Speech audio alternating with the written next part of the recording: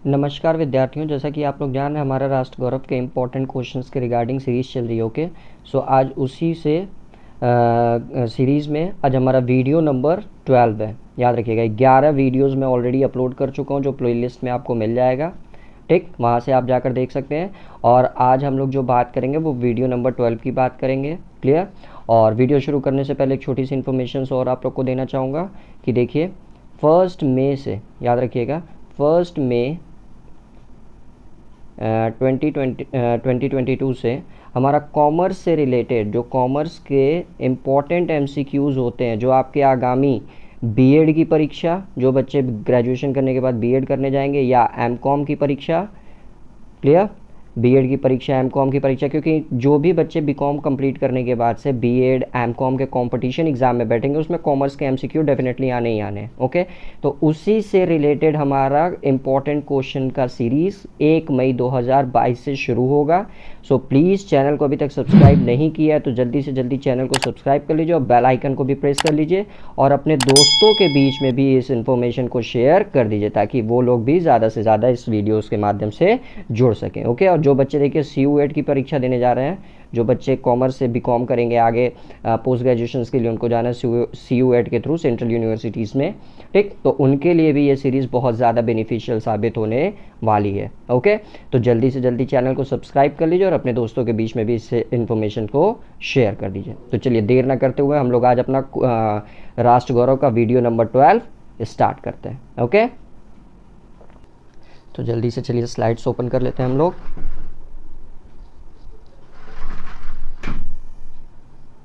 Wait a second.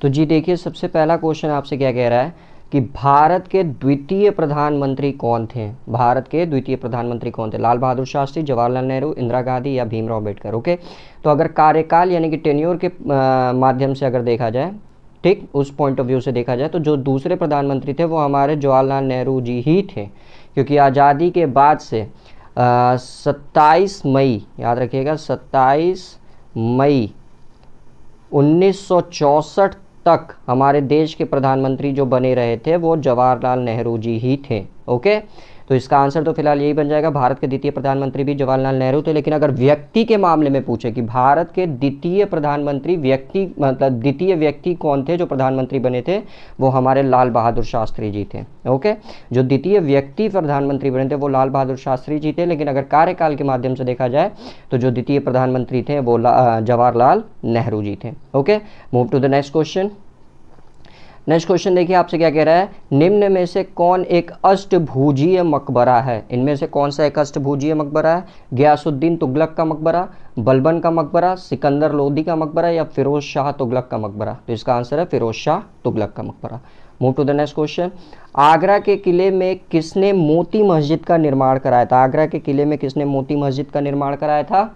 Jahangir, Shahjahan, Akbar या बाबर। तो इसका आंसर है शाहजहां ने कराया था। Move to the next question. किस नगर को कुबतुल इस्लाम का नाम दिया गया? किस नगर को कुबतुल इस्लाम का नाम दिया गया? देवगिरी, देहली, देबल या मदुरा। तो इसका आंसर है देहली को, देहली मतलब दिल्ली को कुबतुल इस्लाम का नाम दिया गया। Move to the next question. ये सब के सब क्वेश्चन से याद रखिएगा जो हमारा PY 10 ईयर्स प्रीवियस ईयर्स के 10 ईयर्स के क्वेश्चंस हैं। ओके, तो ये सारे के सारे क्वेश्चंस अक्सर रिपीट होते हैं, तो सारे के सारे क्वेश्चंस को अच्छे से आप लोग देख कर जाइएगा, क्योंकि 24 अप्रैल को ये आपका परीक्षा ही, आप भी जान रहे हैं। ओके, 24 अप्रैल को ही परीक्षा है, 2-3 दिन एग्जाम में आपके पास बचे हैं और ये सारे के सारे PY क्वेश्चन है प्रीवियस 10 ईयर्स के, तो इनको अच्छे से देख के जाइएगा। देखिएगा एग्जाम में बहुत ज़्यादा बेनिफिट साबित होगा आपके लिए। ओके, और आप लोग वीडियोस को लाइक नहीं करते, सो अगर प्लीज़ वीडियोस अच्छी लगती है तो लाइक ज़रूर करा करिए। देखते बहुत से लोग हैं बट लाइक कोई नहीं करता, I don't know why. So move to the next question. किस बादशाह को कलंदर भी कहा जाता है? किस बादशाह को कलंदर भी कहा गया? बाबर, हुमायूं, औरंगजेब या जहांगीर। तो कलंदर की उपाधि बाबर को दी गई थी। Move to the next question. Guru Gobind Singh द्वारा किन 5 क की प्रथा चलाई गई थी? तो यहाँ से देखिए क्वेश्चन और बन के आता है कि किस सिख गुरु द्वारा 5 क की प्रथा चलाई गई थी? तो गुरु गोविंद सिंह जी द्वारा 5 क की प्रथा चलाई गई थी। अब 5 क में देखिए क्या था? केश, कंघी, कड़ा, कृपाल और कच्छा। तो इसका आंसर यही देखिए पाँचों है। ये सिख धर्म में बहुत इंपॉर्टेंट चीज़ होती है पाँचों। नेक्स्ट क्वेश्चन देखिए हमारा क्या कह रहा है, शून्यवादी दर्शन की स्थापना किसने की? शून्यवादी दर्शन की स्थापना किसने की? नागार्जुन, महावीर, बुद्ध या इनमें से कोई नहीं। तो इसका आंसर है Nagarjun. Move to the next question. शब्द भंगनीय किसका विशेष लक्षण है? बौद्ध धर्म का, शैव धर्म का, वैष्णव धर्म का या जैन धर्म का? तो शब्द भंगनीय आपका जैन धर्म का विशेष लक्षण है। Move to the next question. कौन से भारत के प्राचीन ग्रंथ में राष्ट्र की विशद विवेचना प्राप्त होती है? ओके, राष्ट्र की विशद विवेचना प्राप्त होती है। ऋग्वेद में, अथर्ववेद में, मनुस्मृति में या इनमें से कोई नहीं? तो याद रखिएगा राष्ट्र की विशद विवेचना आपका मनुस्मृति में प्राप्त होती है, जिसके राइटर कौन थे? मनु। कर्नाटक युद्ध किसके मध्य लड़ा गया था? कर्नाटका का युद्ध किसके मध्य में लड़ा गया था? चलिए जल्दी से स्लाइड ले लेते हैं हम लोग। ये रही आपकी नेक्स्ट स्लाइड।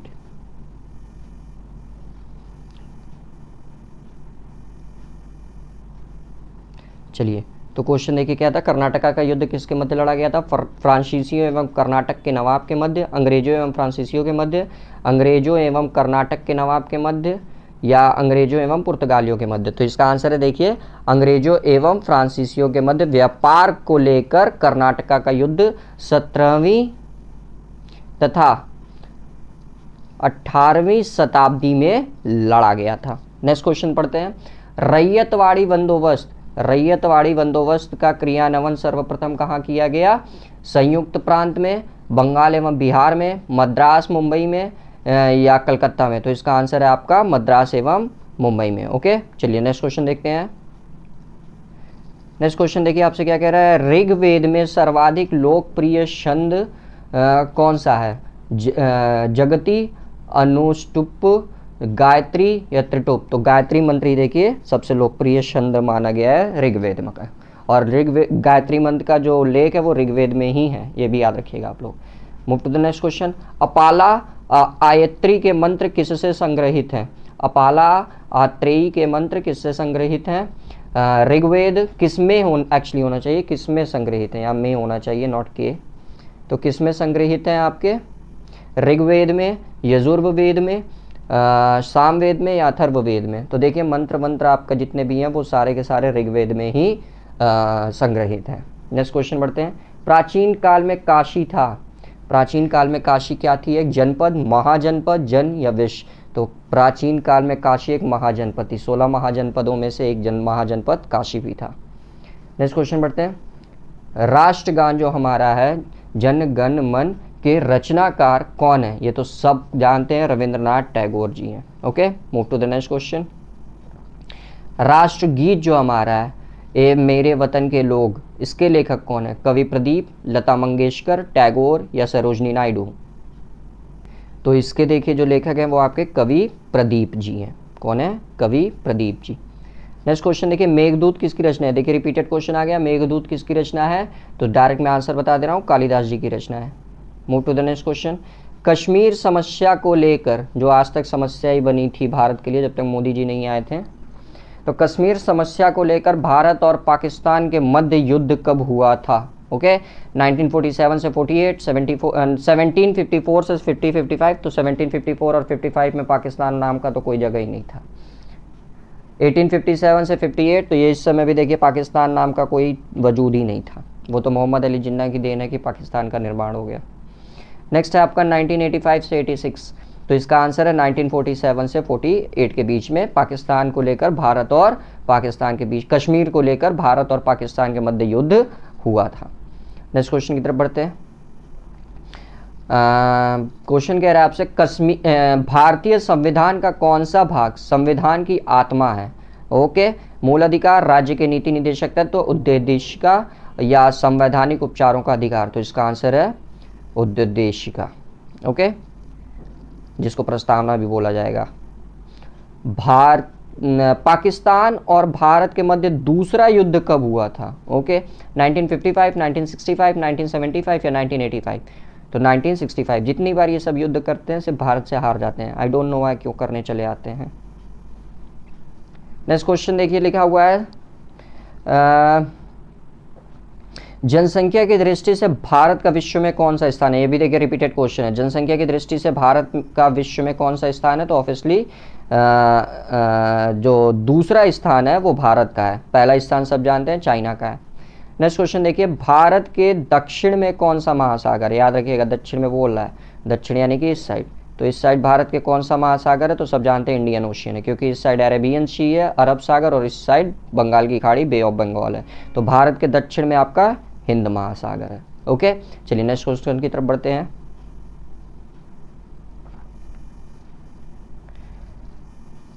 नेक्स्ट देखिए, कह रहा है आपसे अर्णयानी किसकी देवी थी? ये भी रिपीटेड क्वेश्चन है। तो अर्णयानी देखिए आपकी जंगल की देवी कही जाती हैं। Okay, move to the next question. सबसे प्राचीन वेद कौन सा है? तो ये भी देखिए रिपीटेड क्वेश्चन है। सबसे प्राचीन वेद कौन सा है?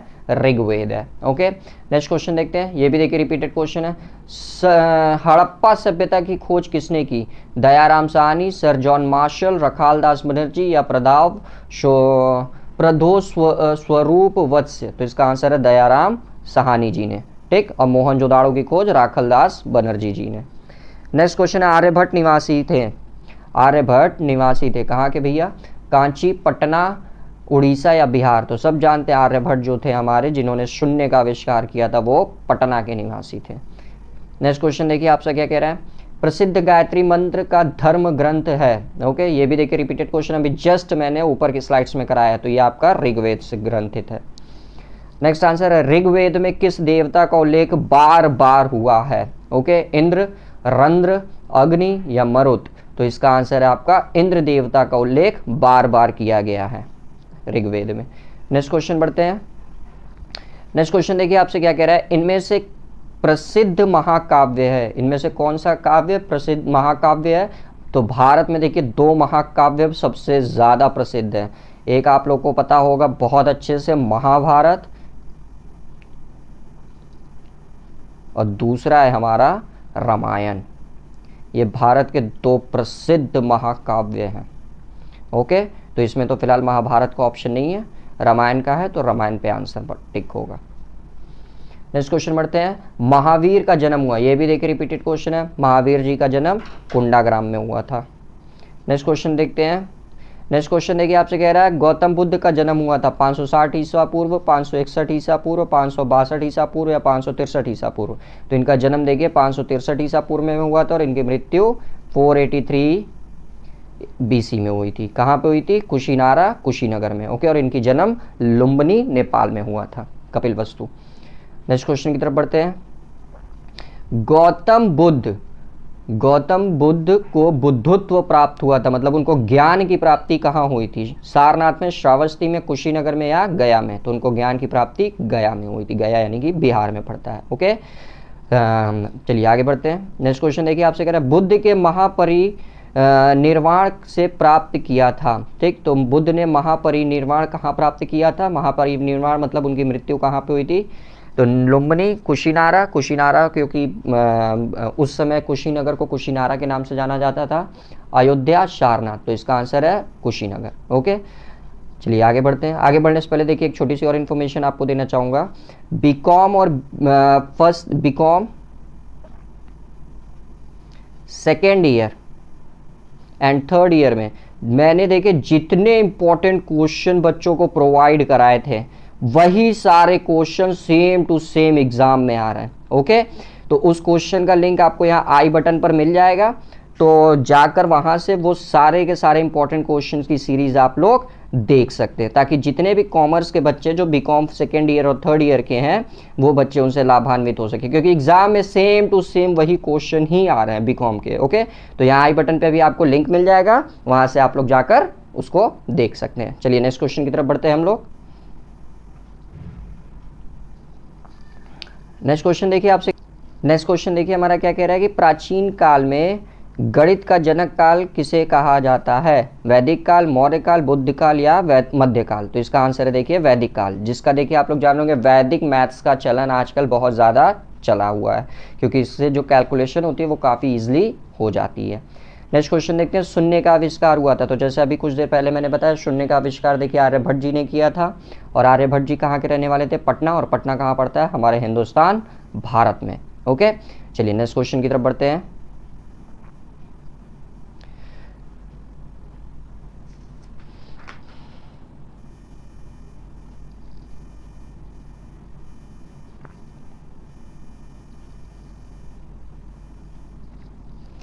नेक्स्ट क्वेश्चन देखिए आपसे क्या कह रहा है कि रामायण के रचयिता हैं, ये भी देखिए रिपीटेड क्वेश्चन है। तो रामायण किसकी रचना है, जल्दी बताइए। वाल्मीकि जी की। और रामचरितमानस किसने लिखी थी, तुलसीदास जी ने। नेक्स्ट क्वेश्चन देखिए कहते हैं आपसे, उत्तर वैदिक काल में विभाजन का आधार था। ओके, उत्तर वैदिक काल में विभाजन का क्या आधार था, वर्ण व्यवस्था, जाति व्यवस्था, श्रम व्यवस्था या आश्रम व्यवस्था। तो वर्ण व्यवस्था के आधार पर उत्तर काल में विभाजन होता था। महाभारत के रचनाकार थे, महाभारत किसने लिखी, ये भी देखिए रिपीटेड क्वेश्चन है। तो महाभारत सब जानते हैं, महाभारत आपका वेद व्यास जी की रचना है। चलिए नेक्स्ट क्वेश्चन की तरफ बढ़ते हैं। जैन धर्म के 23वें तीर्थक थे, ये भी देखिए रिपीटेड क्वेश्चन है। 23वें तीर्थक पार्श्वनाथ जी थे, पहले तीर्थक ऋषभनाथ जी थे और 24वें तीर्थक ही महावीर जैन थे।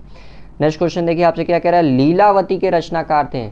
लीलावती के रचनाकार कौन थे, आर्यभट्ट, पाणिनि, कौटिल्य, भास्कराचार्य। तो लीलावती के रचनाकार भास्कराचार्य जी थे। नेक्स्ट क्वेश्चन देखिए, खगोल विज्ञान का प्राचीन अध्ययन देखने को मिलता है पुराणों में, ऋग्वेद में, अष्टाध्यायी में या विनय पटिका में। तो खगोल विज्ञान का प्राचीन अध्ययन आपको अष्टाध्यायी में देखने को मिलता है। नेक्स्ट क्वेश्चन की तरफ बढ़ते हैं। सूर्य ग्रहण का अध्ययन किस विषय के अंतर्गत किया जाता है, भौतिक विज्ञान, खगोल विज्ञान, गणित विज्ञान या इनमें से कोई नहीं। तो ऑब्वियसली सूर्य ग्रहण का अध्ययन खगोल विज्ञान में किया जाएगा। लोहे को कब खोजा गया, लोहे की खोज कब हुई, 1700 बीसी, 2500 बीसी, 1000 बीसी या 1200 बीसी। तो इसका आंसर है लगभग 1700 बीसी के आसपास। योग सूत्र बाबा रामदेव जी, जो सब जानते हैं, किसके प्रोडक्ट का, किस कंपनी के प्रोडक्ट बनाते हैं, तो पतंजलि। तो देखिए योग सूत्र के रचयिता कौन है, पतंजलि। ओके, नेक्स्ट क्वेश्चन बढ़ते हैं। किस धातु के नाम से एक काल के नाम का उल्लेख होता है, सोना, तांबा, सोना, चांदी, तांबा या एल्यूमिनियम। तो तांबा काल से एक काल के नाम का उल्लेख होता है। नेक्स्ट क्वेश्चन की तरफ बढ़ते हैं। शल्य क्रिया के जनक माने जाते हैं, ये भी देखिए रिपीटेड क्वेश्चन है। शल्य क्रिया के जनक कौन माने जाते हैं, सुश्रुत जी। नेक्स्ट क्वेश्चन की तरफ बढ़ते हैं। चरक संहिता के वर्णन है, चरक संहिता किससे संबंधित है, खगोल विज्ञान से, चिकित्सा विज्ञान से, गणित से या भौतिक विज्ञान से। तो ये भी रिपीटेड क्वेश्चन था, चिकित्सा विज्ञान थे। चरक संहिता के लेखक कौन है, चरक। आगे बढ़ते हैं। सिंधु सभ्यता के विशाल स्नानागार की प्राप्ति, ये भी देखिए रिपीटेड क्वेश्चन है। तो सिंधु जो सबसे बड़ा विशाल स्नानागार प्राप्त हुआ था वो कहाँ से हुआ था, आप सभी जान रहे हैं, मोहन जोदड़ो से। नेक्स्ट क्वेश्चन देखिए, उपकरणों का निर्माण सबसे पहले किस धातु से किया गया, उपकरणों का निर्माण सबसे पहले किस धातु से किया गया, लोहल, तांबा, पीतल या चांदी। तो सबसे पहले तांबा से किया गया था। नौका निर्माण की कला का विकास किस काल में हुआ, ओके, मौर्य, वैदिक, शुंग या सिंधु सभ्यता। तो सिंधु सभ्यता के काल से ही नौका निर्माण का काल प्रारंभ हुआ था। ओके, नेक्स्ट क्वेश्चन की तरफ बढ़ते हैं। कृषि का प्राचीनतम साक्ष्य कहा जाता है, ओके, पूरा पाषाण, मध्य पाषाण, नव पाषाण या ताम्र पाषाण काल। तो नव पाषाण काल से इस कृषि के साक्ष्य प्राप्त हुए थे। ओके, नेक्स्ट क्वेश्चन देखिए, चलते हैं। जौ का सर्वप्रथम उल्लेख मिला था, जौ का सर्वप्रथम उल्लेख मिला था पुराण, स्मृति, रामायण या ऋग्वेद। तो इसका आंसर है ऋग्वेद। गुरु नानक किस धर्म के प्रवर्तक थे, सब जानते हैं, सिख धर्म के प्रवर्तक थे। इंडिका किसकी रचना है, इंडिका किसकी रचना है, मेगास्थनीज, मार्को पोलो, टॉलमी, अल्बरूनी। तो इंडिका आपकी मेगास्थनीज की रचना है। नेक्स्ट क्वेश्चन बढ़ते हैं। मिश्रित धातु का सर्वप्रथम वर्णन है, ओके, सिंधु काल में, वैदिक काल में, लौह काल में या इनमें से कोई नहीं। तो मिश्रित धातु का देखिए सर्वप्रथम वर्णन सिंधु काल में मिलता है। नेक्स्ट क्वेश्चन की तरफ बढ़ते हैं। ऋग्वेद में कुल्या शब्द का प्रयोग किसके लिए किया गया, ऋग्वेद में कुल्या शब्द का प्रयोग किसके लिए किया गया, नहर, तालाब, कुआं या नदी। तो देखिए कुल्या शब्द का प्रयोग तालाब के लिए किया गया था। सारनाथ के सिंह शीर्ष स्तंभ के निर्माता थे, पुष्यमित्र सुंग, अशोक, समुद्रगुप्त या इनमें से कोई नहीं। तो सब जान रहे हैं अशोक का चिन्ह था वो। ओके, और जैसा कि आप लोग जान रहे हैं, मैं पहले भी बता दे चुका हूँ आप लोग को, लेकिन एक बार फिर बता दे रहा हूँ कि ये हमारी वीडियो नंबर 12 है राष्ट्र गौरव की। 11 वीडियोस में ऑलरेडी अपलोड कर चुका हूँ। ओके, तो उसको भी आप लोग देख के जाएंगे तभी एग्जाम में फायदा होगा। ओके, तो उसका लिंक आपको यहाँ आई बटन पर मिल जाएगा, तो जल्दी से जल्दी उसको भी आप लोग देख लीजिएगा ताकि आप लोग के लिए सारा फायदा हो सके, क्योंकि 24 अप्रैल को ये आपका एग्जाम है और हम नहीं चाह रहे हैं कि हमारे बच्चे कम नंबर पाएँ, सब अच्छे नंबर पाएँ राष्ट्र गौरव में। ओके, चलिए आगे बढ़ते हैं। आगे देखिए आपसे कह रहा है खजुराहो का मंदिर का निर्माण किसने कराया। ओके, खजुराहो के मंदिर का निर्माण किसने करा, राष्ट्रकूट ने, चाहमानों ने, चंदेलों ने या परमारों ने। तो इसका आंसर है चंदेलों ने कराया था। कौन सा वेद भारतीय संगीत का जनक जनक भी कहा जाता है। तो ये भी देखिए रिपीटेड क्वेश्चन है, सामवेद जो होता है उसको कहा जाता है। नेक्स्ट क्वेश्चन की तरफ बढ़ते हैं। किस विदेशी यात्री ने वैश्या की गणना शूद्रों से की है, अल बरूनी, इत्सिंग, अल मसूदी या फहान। तो इसका आंसर है अल बरूनी। किस वेद पर सबसे ज्यादा भाष्य लिखे गए हैं। ओके, ऋग्वेद, सामवेद,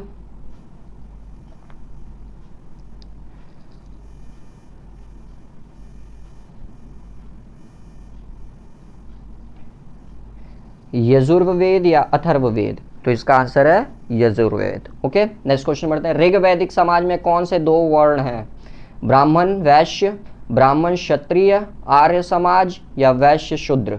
तो इसका आंसर है देखिए बस आर्य और समाज, क्योंकि ऋग वैदिक समय की बात हो रही है।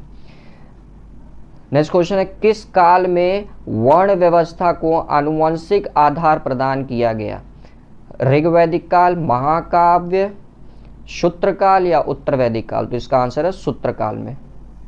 नेक्स्ट क्वेश्चन, हर्बर्ट रिजेल द्वारा जाति प्रथा की उत्पत्ति से संबंधित किस सिद्धांत का प्रतिपादन किया गया।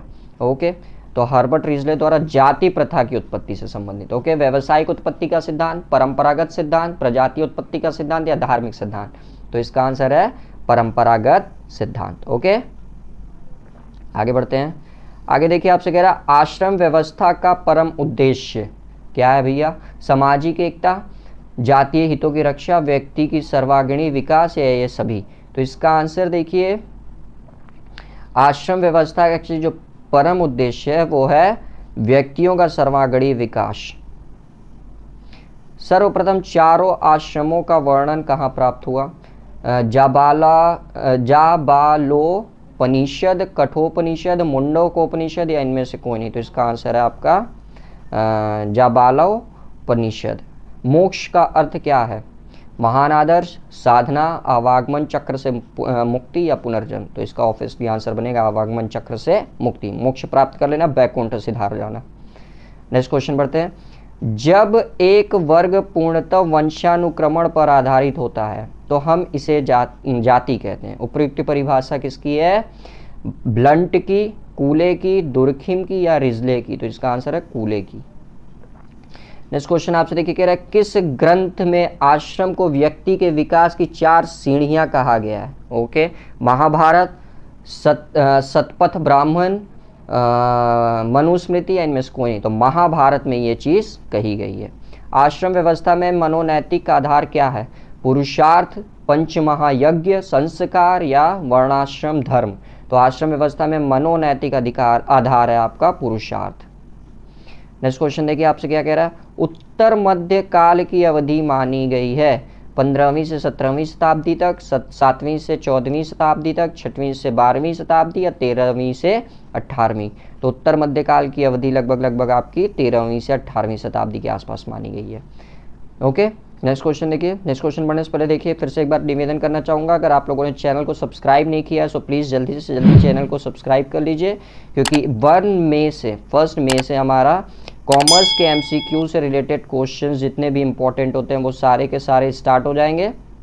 ओके, जो आपके आगामी बीएड की परीक्षा, जो बच्चे बीकॉम के बाद बीएड करने जाएंगे या जो बच्चे एमकॉम करने जाएंगे, वो सारे के सारे कंपटीशन एग्जाम में कॉमर्स के MCQs उनको दिखेंगे, तो उनके लिए बहुत ज़्यादा बेनिफिशियल होगा। और जो बच्चे CUET की परीक्षा की तैयारी कर रहे हैं उनके लिए भी ये सारी की सारी सीरीज़ बहुत बेनिफिशियल होगी, एकदम रामबाण सीरीज़ आपके लिए साबित होगी। तो जल्दी से जल्दी चैनल को सब्सक्राइब कर लीजिए और अपने दोस्तों के बीच में भी ये इन्फॉर्मेशन शेयर कर दीजिए। ओके, तो चलिए नेक्स्ट क्वेश्चन देख लेते हैं हम लोग तुरंत। वर्णों के उल्टे क्रम से उत्पन्न संतति कहलाती है। ओके, कुलीन, वर्ण संकर, आगे देख लेते हैं, शूद्र या अनार्य। तो इसका आंसर देखिए जो बनेगा वो बनेगा अनार्य। नेक्स्ट क्वेश्चन, राणा प्रताप की मृत्यु कब हुई। तो राणा प्रताप जी की मृत्यु कब हुई थी, 1597, 1697, 1797 या 1897। तो देखिए जो राणा प्रताप जी की देखिए जो मृत्यु हुई थी हाँ, तो वो मृत्यु देखिए जो आपकी हुई थी वो हुई थी आपकी 29 जनवरी 1597 को।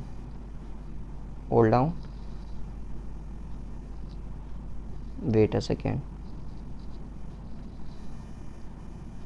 हाँ, तो राणा प्रताप जी की देखिए जो मृत्यु हुई थी वो हुई थी आपकी 29 जनवरी 1597 को। ओके, और ये अकबर कभी भी इनको झुका नहीं पाया था, तो इनका आंसर बनेगा 1597। नेक्स्ट क्वेश्चन की तरफ बढ़ते हैं हम लोग। लास्ट क्वेश्चन आज का, नहीं सॉरी सेकंड लास्ट क्वेश्चन। आला बार कवियों की रचना किस ग्रंथ में संपादित है? ओके, आला बार कवियों की रचनाएं किस ग्रंथ में संपादित है? कवितावली, गीतावली, प्रबंधम या इनमें से कोई नहीं। तो आला बार कवियों की रचनाएं प्रबंधम में संपादित है। नेक्स्ट क्वेश्चन की तरफ बढ़ते हैं जो आज का लास्ट क्वेश्चन है। मानव सिद्धांत के प्रतिपादक कौन है? मानव सिद्धांत के प्रतिपादक कौन है? हटन, गिलबर्ट, नेस्फील्ड या अम्बे डुबॉय? तो इसका आंसर है नेस्फील्ड। ओके, तो देखिए आज हमने 75 क्वेश्चन टोटल कर लिए। आज हमने 75 क्वेश्चन टोटल किए राष्ट्र गौरव के, और ये हमारा वीडियो नंबर 12 था। 11 वीडियोस ऑलरेडी देखिए मैं करा चुका हूँ, जिसका आपको लिंक अभी तुरंत यहाँ पे आई बटन पे मिल जाएगा और डिस्क्रिप्शन बॉक्स में भी मिल जाएगा, तो वहाँ से भी आप लोग जाकर देख सकते हैं। ओके, तो सारे वीडियोस देख के अच्छे से एग्जाम में जाइएगा ताकि 24 अप्रैल को आप अच्छे से अपना परीक्षा दे सकें। Okay, so good luck your exam guys, बस अच्छे से आप लोग पढ़ाई करिए। Thank you.